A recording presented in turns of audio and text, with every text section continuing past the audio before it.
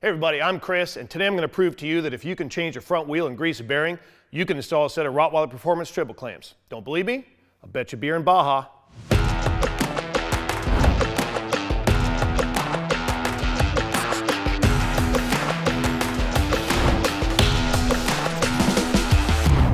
So the models that these fit are the KTM 790 and 890 Adventure and the Husqvarna 901 Norden. Now the steps are pretty much all going to be the same, except for this video we're going to use the KTM 890 Rally that we have right here. Also, we've removed the mirrors off this bike just for video purposes. You don't really have to for your installation. Before we get started, let's go over the different attributes of the Rottweiler triple clamps. So we have a few in front of us here today that we're going to go over. And first we're going to talk about the bearings. So we have a tapered bearing option, which is a stronger than stock option, and we have a stock option. So the point is, if you have stock bearings and you don't want to change them and you just want to drop your stock triple clamps and put these in, you should opt for the stock bearings. Now, in my opinion, they're oversized bicycle bearings, so we added a tapered bearing kit that allows for stronger bearings, but you're going to have to press out the races, which we'll show you in this video today. We also offer a damper version and a standard version. The damper version basically is an all-in-one built-in upper that allows you to bolt on a Scott's damper directly without any third-party mounts, which is very clean. The standard version is just like stock, and if you want to opt for a Scott's damper later on, you can actually get our adapter kit, which will turn a standard version into a damper version, which is what we're going to install today. Here's the tools you're going to need for the job.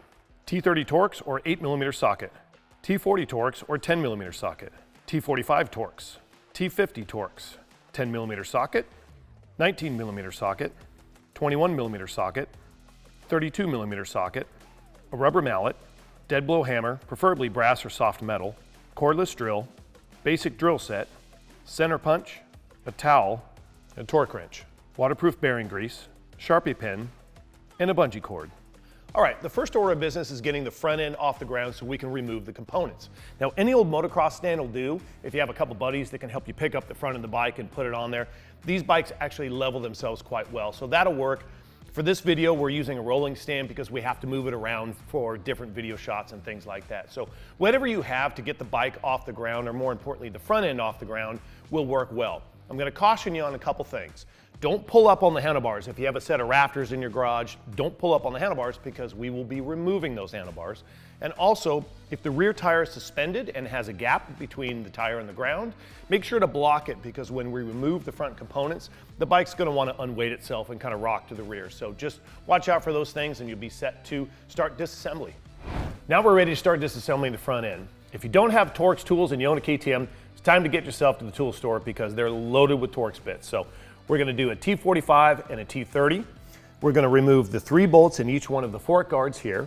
We're going to remove the speedo cable that's only on the left-hand side of this fork. We're going to remove the brake line clamp that's up here. Those are all T30. And then the T45 is going to be used to remove the caliper and then just hang the calipers off the bike right here.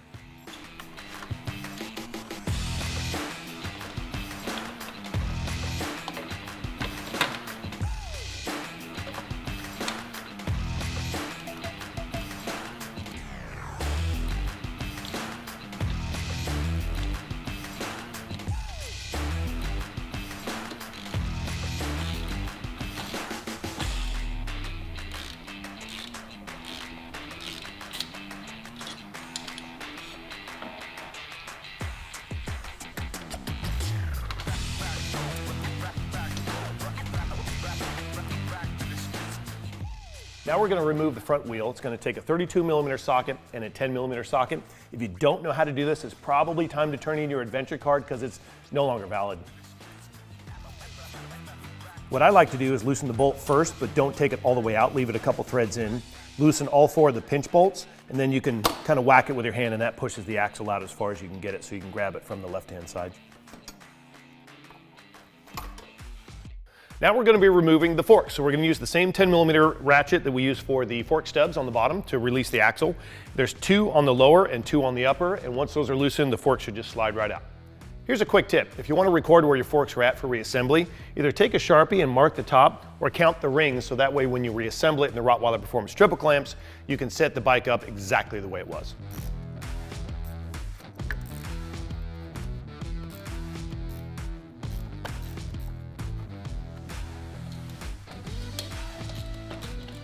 Okay, this one didn't fall out, so we're just going to give it a kind of a twist. and pull it out.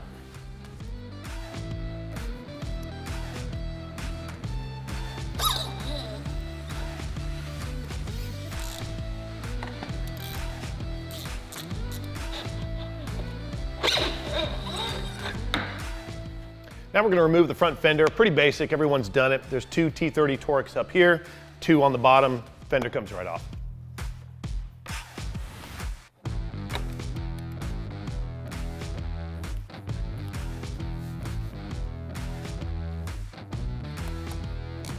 Now we're going to be focused on the stock damper unit that's on the bottom here. Now, I personally remove them. I ran Scott's dampers, and so I take them off completely, in which case it's going to be 1 bolt here and then 2 bolts on the bottom for a total of 3. For this video, we're actually going to leave it on there for those of you that are going to keep the stock damper, and we're going to show you how to install both. So to start, we're going to get down from the top with a 10mm socket or a Torx and remove that bolt and let it hang on the frame.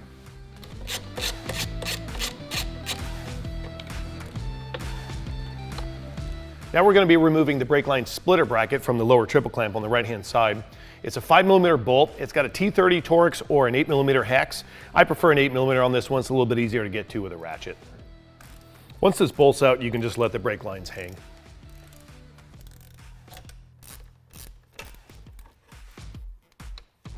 You can see I've taped up the dash here with a rag. We're going to remove the handlebars, which is either a T40 or a 10mm socket. And we're going to move it forward and bungee cord it around the front windshield so we can then start work on the upper triple clamps and removing them.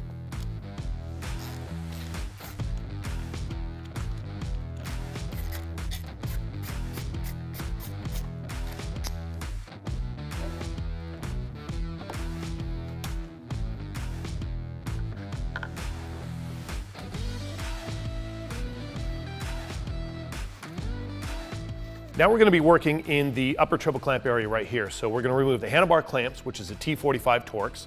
Once those are out, we're going to be working on the steering head bolt. This is a 27mm socket on an 890 or a Norden. On a 790 Adventure with a steel steering stem, they're going to be a 32mm. So that's the same as the rear axle on this. So you either have to have a 27 or a 32. For this, it's a 27. Then we're going to use a 10mm socket and loosen the pinch bolt up here. Now, when that happens, the lower triple clamp is going to want to fall out. So you're going to want to support it, loosen that pinch bolt, and then gently remove the lower triple clamp. And we'll show you how to do that here right after this.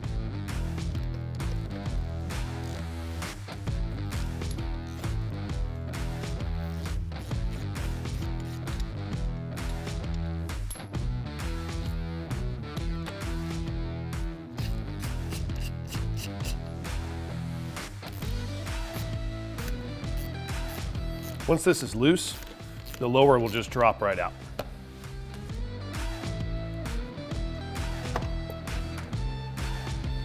Just like that.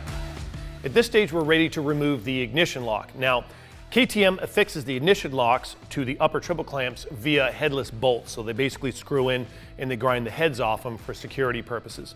They're very soft in material. They're 8mm threads, so they're actually threaded in. So we're going to show you how to drill those out. You can do it with 1 or 2 people. It's really not that hard. So follow us and I'm going to walk you through the steps. Okay, if you grab the upper and pull it off like this, most likely the dust cap will come through it. So you can grab that and put it back on. And then I like to just cover this with a towel. And then if you look right here, we have some headless bolts. We're just going to basically drill right on center as straight as we can. And they drill very easily. We're going to drill through those until the heads pop off. The ignition lock will come off and we're going to remove the upper triple. So we're going to start with a pilot drill, which is a very small drill right here. And you're going to want to basically keep it as centered as possible on the headless bolts. If you have a snap punch, that's going to be a good idea. Snap punch it first and then start drilling.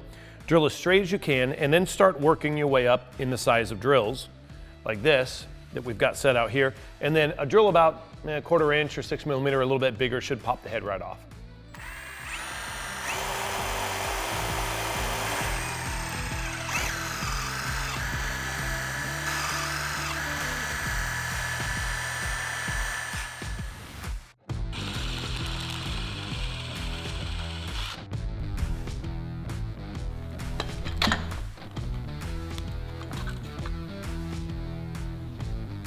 So we can address every option in this video. We're going to press the races out at this point because this build is getting the tapered bearings. If you've opted for the stock ones, just skip ahead. The tools you're going to need for this are basically just a hammer and a punch. It doesn't have to be anything special. It could be a solid rod that's just cut straight. Doesn't really matter. But we're going to pull the bearings out of the top here and then just start punching the lower race out, working around in a circle a little bit by bit until they just fall right out. First, we're going to take a towel and just grab all the stock bearings out of the headset like that. There's going to be a bearing and a seal and then a dust cap. Now we're going to get down with a punch and we're going to just kind of work our way around in a circle. You'll hear it. You can hear by the tone of it and you'll feel it get loose. They come out pretty easy.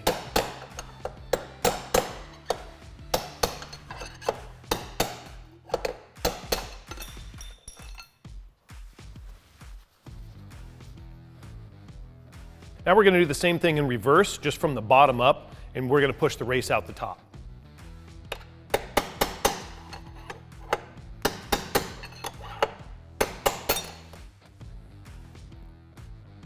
So now we're going to press our new tapered bearing races in, so we're going to put them in the correct position, and you can kind of tap around a little bit until it's seated.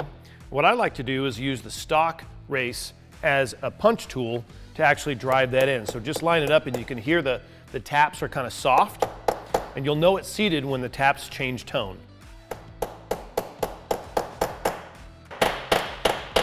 See right there, you see how the taps change tone? That's how you know it's seated, so I usually go around 1 or 2 more times.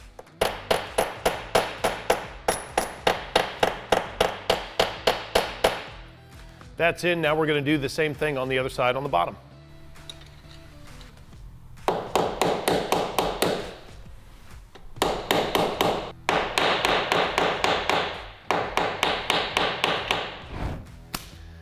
No, that's not good. I got to get a good one.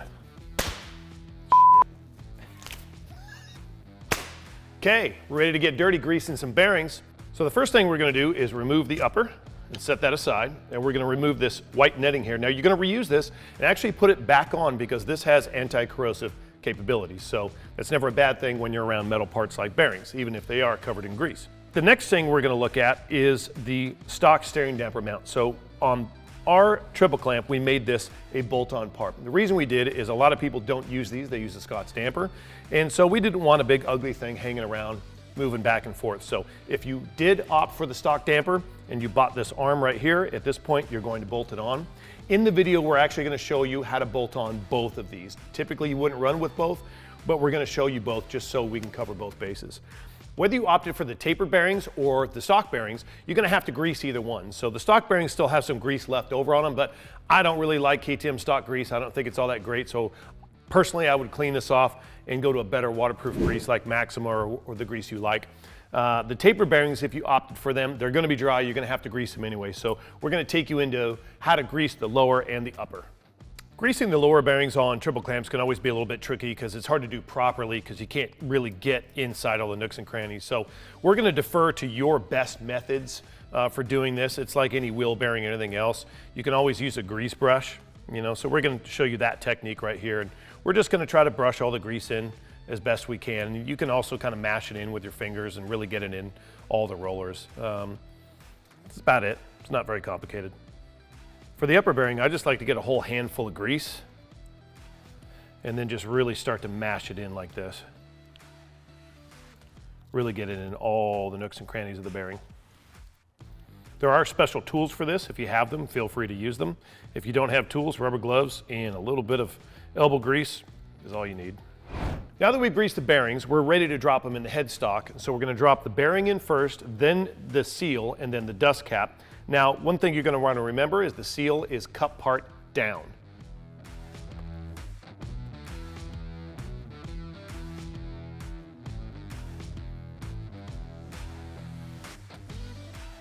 Now that we're ready to install the Rottweiler Performance triple clamp, we've gathered some pieces for the ignition switch and we need to bolt that to the Rottweiler Performance upper triple clamp.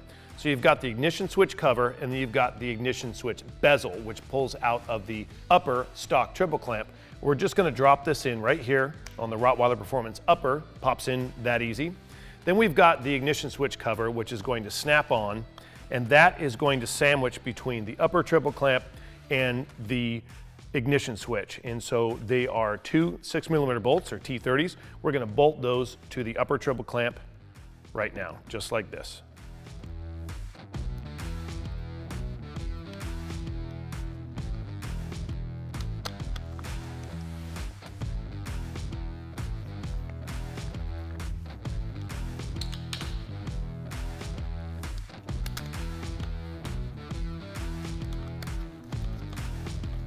Now that that's on, we're going to gently set the upper on top of the dust cover, and it's going to register. So if we actually pull that off, it has the same register as stock. So you can actually take that off and load it onto the Rottweiler Performance upper if you like.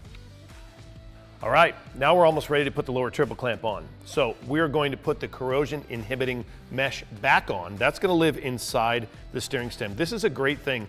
We include this, and it actually is an anti-corrosive mesh, so that any metal parts in there, it'll help try to keep from becoming corroded or rusted, like bearings in the inside of your steering tube.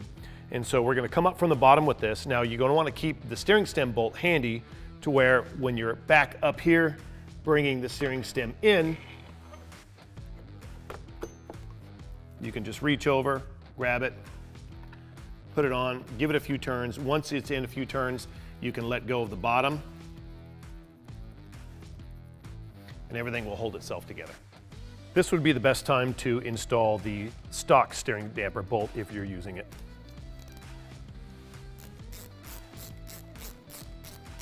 Exciting part is here. We are ready to start reassembling the motorcycle. So what I'm going to ask everyone to do is just snug the upper steering stem bolt lightly. Don't tighten it quite yet. There's torque values on it, but we don't want you to torque those quite yet. What we're going to do is we're going to insert the forks, and we're going to only lightly tighten the bottom triple clamp bolts. And the reason is we're going to go through a seating process for the bearings. So follow along. We're going to show you guys how to do that right now.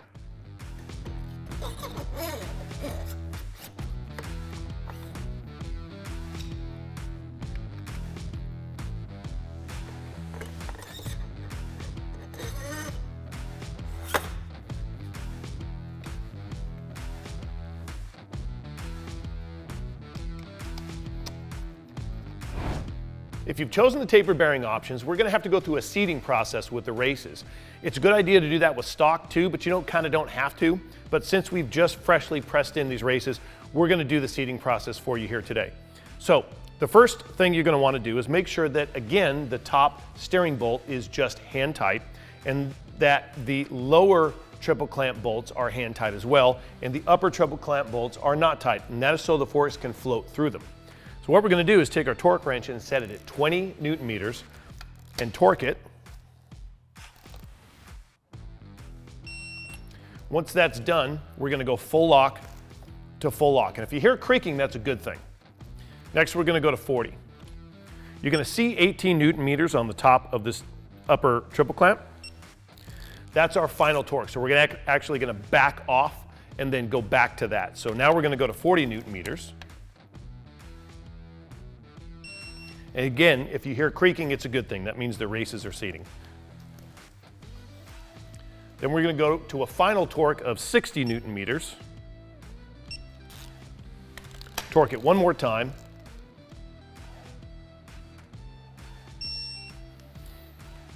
We're going to go full lock to full lock. And at this point, I'm satisfied. So I'm going to back it off to 18 Newton meters, which is listed on the top of the upper. You're going to hear this torque wrench scream because we're over torquing where we have it set. And now we're going to go back to a gentle 18 Newton meters. Once that's done, we know the top bolt is torqued. We can actually go through and set the level of our forks now and torque the upper and lower. The torque values are listed right on the triple clamps themselves, and because of the true torque split clamp design, it doesn't ovalize the forks nearly as much as stocks, which results in much more fluid suspension action.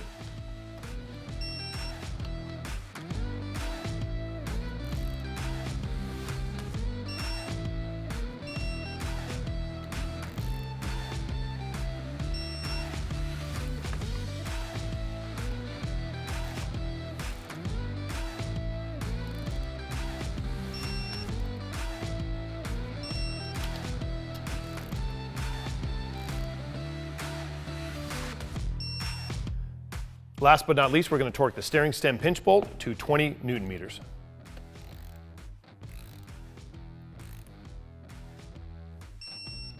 Before we install the handlebars, we're going to install the lower bar perches and the Scott's damper if you've opted for that. Now, this is a great time to also install the Rottweiler Performance bar risers if you like tall bars. So these raise your bars either 1 inch or 25 millimeters, it's both the same, and they go between the lower bar perch and the triple clamp. So these offer a lot of bar positions and more than stock, either an extreme forward or extreme rearward. So we're going to put those on first, then we're going to put the damper on, and then we're going to put the bars on. If you've chosen a mount of Scott's steering damper, you're going to have a Rottweiler tower pin and a Scott's damper. So the first thing you're going to do is get this plug out of the frame right here, and it's just pushed into an 8mm thread. Pull the tower pin out of the Rottweiler tower, screw that in, and then tighten it with a deep 19mm socket. Then put the tower pin back in. You're going to want to put a little bit of grease or anti-seize on this. Then we're ready for the Scott's damper. Set the damper on the triple and align it with the tower pin.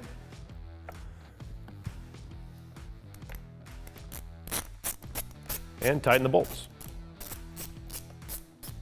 Make sure that the top of the tower pin is protruding through the fork on the damper and is not touching the bottom of the damper.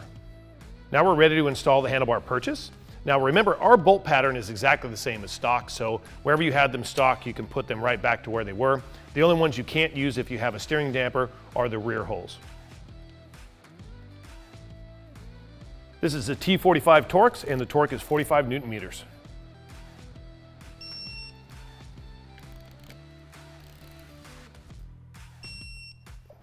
Now we're ready for the handlebars. These are pretty straightforward. We're just going to put the handlebars in the lower clamps, put the upper clamps on.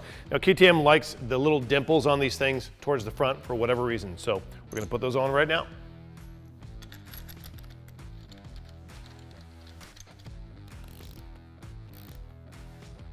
These are a T40 Torx or a 10mm socket, and the torque is 20 Newton meters. All right, now that we have the handlebars on, we're going to set the adjustable steering stops. So at Rottweiler Performance, we wanted to make these triple clamps better than anything else you can find, so we added expendable brass steering stops to the lower triple clamp. Why did we do that? Because a lot of people run navigation towers or large hand guards right here, and sometimes they contact those things and you have no way of stopping that with the stock triple clamps. So we have brass steering stops that are replaceable that we put in there. And what you're going to do is take your handlebars to the extreme portions of the steering locks, and you're going to set them to where nothing contacts. And there's two advantages with this. One, if you have any contact, you can limit it, or two, this may actually allow you a tighter turning radius than stock if you can pull that off. So we're going to show you how to adjust those now. Now in most stock situations, you're just going to run the steering stops all the way in, and that's about as tight of a steering angle as you're going to get. If you have any problems with hand guards clashing with navigation mounts, you're going to back this out until the hand guards are just a little bit away from what they were clashing into, and then you're going to tighten this nut right here, and you're done. Now we're going to mount the brake line back to the lower triple clamp, and there's going to be a 5mm bolt and a spacer. The 5mm bolt is going to go through the bracket. The spacer is going to go between the two, and we're just going to thread that in.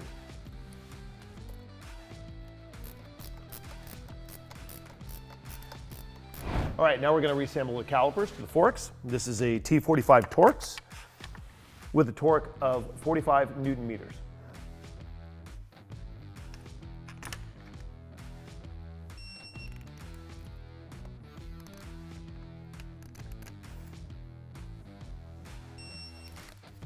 And then we're going to reattach the brake line to the clamps here. They just should push in and just lightly tighten them. Don't over tighten these, you can actually strip them out.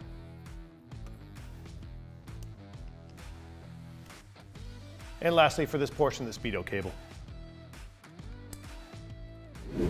Another option on the Rottweiler triple clamps is the rally fender option. So we've included a smaller fender kit that you can buy from us that bolts straight on with a different bolt pattern than stock. So basically, we thought the stock ones were kind of big and goofy looking, and a lot of people like smaller rally style fenders. So with this kit, you're gonna get some hardware, and you're gonna take the longer of the 2 bolts and put them back in this section here, along with the included spacers.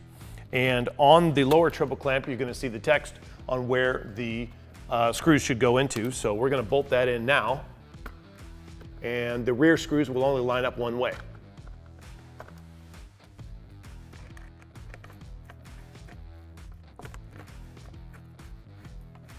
So now we're ready to put the front tire back on, but before you tighten any hardware, I'm going to show you how to use our free fork truing tool that comes with the kit.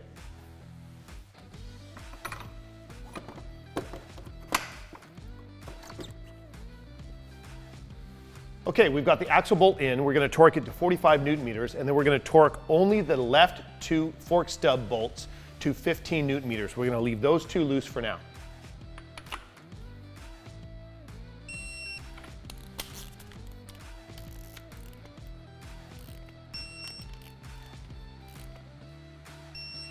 Included in each kit is the Rottweiler Performance Fork Truing Tool.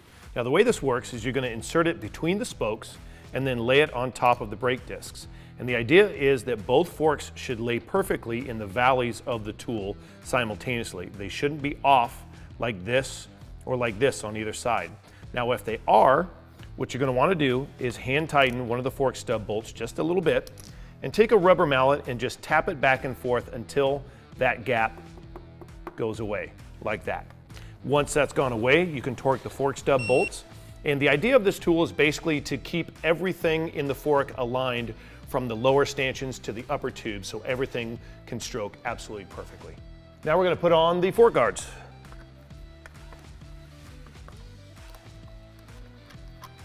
All right, everybody, that's it. The only other thing that I would ask you to do is swing the handlebars lock to lock and make sure that no wires or cables are getting pulled or pinched. And go through all the torque settings once or twice to make sure you got everything spot on, because this is a really important part of your bike, obviously. So I hope this was as easy as I promised you would be. If it's not, you're just gonna have to come find me in Baja for that beer. And please like, subscribe, and do all that stuff I'm supposed to ask you to do. And comment below. We love the comments. We do respond to them. So I hope this was helpful, and we thank you guys for watching, and we will see you guys in the next video.